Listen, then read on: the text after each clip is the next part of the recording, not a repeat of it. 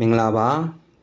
ဒီနေ့မှာစစ်မှန်ကိုးကွယ်ထိုက်သောဘုရားခင်အကြောင်းကိုကျွန်တော်မိတ်ဆက်ပေးချင်ပါတယ်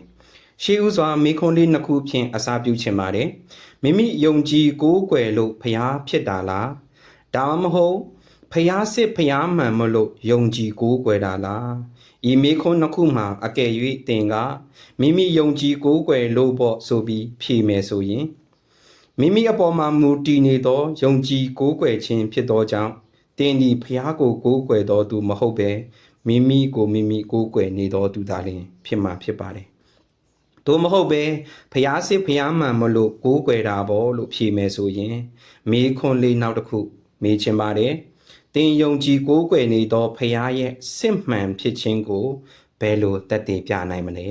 ။ခိုင်လုံသောသက်သေအထောက်ထားမရှိဘဲယုံကြည်ကိုးကွယ်ခြင်းဟာမိမိအသက်အတွက်အလွန်ကြောက်စရာကောင်းပါတယ်။လူတိုင်းအမှားလုံမိကြပါတယ်အမှားလုံတတ်ကြပါတယ်သို့တော့အိမ်ထောင်ပြုမှားရင်တော့တသက်စာအမှားဖြစ်မှာဖြစ်ပါတယ်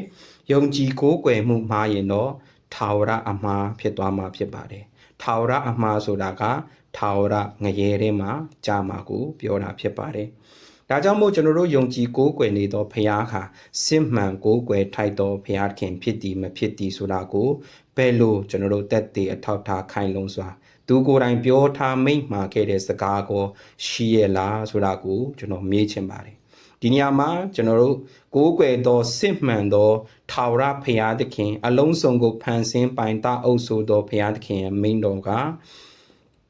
ထာဝရဘုရားမိန့်တော်မူသည်ကားသင်တို့သည်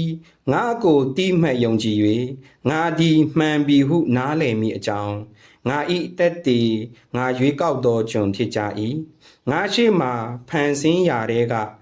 အဘယ်ဖျားသခင်မြမဖြစ်ငါနောက်မှလည်းအဘယ်ဖျားသခင်မြမရှိရာငါတပါးသည်ထာဝရဖျားဖြစ်၍ငါမှတပါးကဲ့တင်သောသခင်မရှိ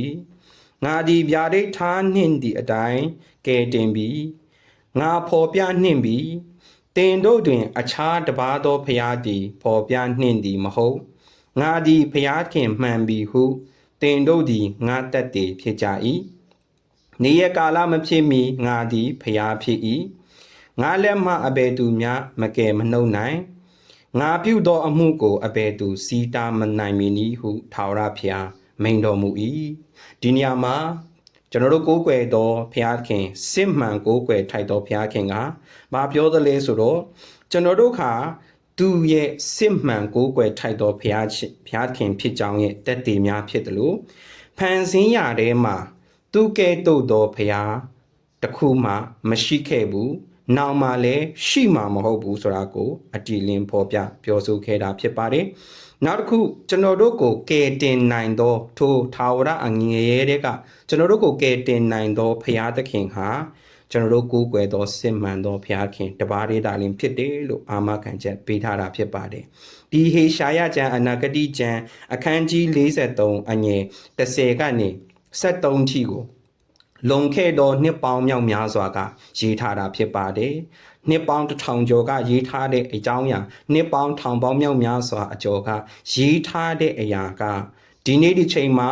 ကျွန်တော်တို့ကယ်တင်ခြင်းရဖို့ရန်အတွက်ဘုရားသခင်ဒီကယ်တင်နိုင်သောအရှင်သခင်ဖြစ်တယ်ဆိုတာကိုကျွန်တော်တို့သိဖို့ရန်အတွက်သူကြိုတင်မိန့်မှာခဲ့တာဖြစ်ပါတယ်ဒါကြောင့်မို့ကျွန်တော်တို့ကိုးကွယ်သောဘုရားသခင်ကစစ်မှန်ကိုးကွယ်ထိုက်တဲ့ဘုရားအလုံးစုံကိုဖန်ဆင်းပိုင်တာအုပ်ဆိုပြီးတကိုးကြီးမားသောဘုရားဖြစ်တယ်ဆိုတာကိုသူမိန့်မှာခဲ့တာဖြစ်ပါတယ်နေရကာလမဖြစ်မီငါသည်ဘုရားဖြစ်၏လို့ပြောပါတယ်ဒါကြောင့်မို့ကိုးကွယ်နေသောဘုရားဟာစစ်မှန်ကိုးကွယ်ထိုက်တဲ့ဘုရားဖြစ်သည်မဖြစ်သည်ဟာကျွန်တော်တို့အသက်နဲ့များအရေးကြီးတာဖြစ်ပါတယ်စစ်မှန်ကိုးကွယ်ထိုက်တဲ့ဘုရားဆိုတာကလူတွေတင်မြှောက်ထားတာမဟုတ်တလို့ကျွန်တော်တို့ဟိုလူကဒီလူကဒါတော့ဖျားဖြစ်မယ်ထင်တယ်ဒါတော့ဖျားဖြစ်မှာပဲဆိုပြီးမှတက်ပယ်ယုံကြည်လို့ဖျားဖြစ်လာတာမဟုတ်ပါဘူးသူရဲ့ဖြစ်တည်ခြင်းကိုကဖျားဖြစ်နေပြီးမှအချိန်ကာလအတိုင်းတာနဲ့သူဟာအကန့်အသတ်မရှိဖျားဖြစ်နေတော့ဖျားဖြစ်ပါတယ်ဒါဖြစ်တို့ဖြစ်၍ကျွန်တော်တို့ဒီ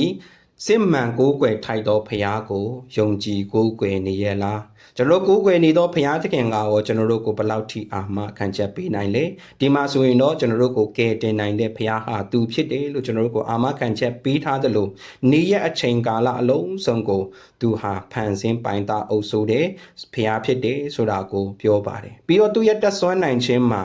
ငါလက်မှအဘယ်သူမျှမကယ်မနှုတ်နိုင်တဲ့သူကိုဆန့်ကျင်ဘက်ပြုနိုင်သောအရာတစုံတစ်ခုမှမရှိကြောင်းကိုတက်သေးထူထားပါတယ်ငါပြုသောအမှုရာကိုအဘယ်သူတားဆီးတားနိုင်မည်လို့ပြောပါတယ်သူကဲ့သို့ခွန်အားကြီးသောအရာသူလောက်ခွန်အားကြီးသောဖျားမရှိပါဘူးဆိုတာကိုသူတက်သေးထူထားတာဖြစ်ပါတယ်ဒါကြောင့်မို့ဒီနှုတ်ကပတ်တော်လေးအားဖြင့်ကျွန်တော်တို့ကိုးကွယ်နေသောဖျားသခင်သည်စစ်မှန်ကိုးကွယ်ထိုက်သောဖျားဖြစ်သည်မဖြစ်သည်ကိုကျွန်တော်တို့စူးစမ်းလေ့လာပြီးမှယေရှုခရစ်တော်ကိုမိမိကယ်တင်ပိုင်ရှင်ဖြစ်ယုံကြည်လက်ခံတယ်လို့ပြောနေတော်သူတွေလည်းထိုစစ်မှန်ကိုးကွယ်ထိုက်တဲ့ဘုရားသခင်ကိုကိုယ်တိုင်သိကျွမ်းရင်းနှီးပြီလားယေရှုခရစ်တော်ကိုမိမိကယ်တင်ပိုင်ရှင်ဖြစ်မယုံကြည်မလက်ခံသေးသောသူတွေလည်းကျွန်တော်တို့ကိုးကွယ်သောဘုရားသခင်ဟာစစ်မှန်သောဘုရားကိုးကွယ်ထိုက်သောဘုရားဖြစ်ရလားမဖြစ်ဘူးလားဆိုတာကိုမေးခွန်းမေးပြီးမှကျွန်တော်အသက်ရှင်ကြပါစို့လို့ခွန်အားပေးခြင်းပါတယ်အရောက်ချင်းစီတိုင်းဘုရားသခင်ကောင်းကြီး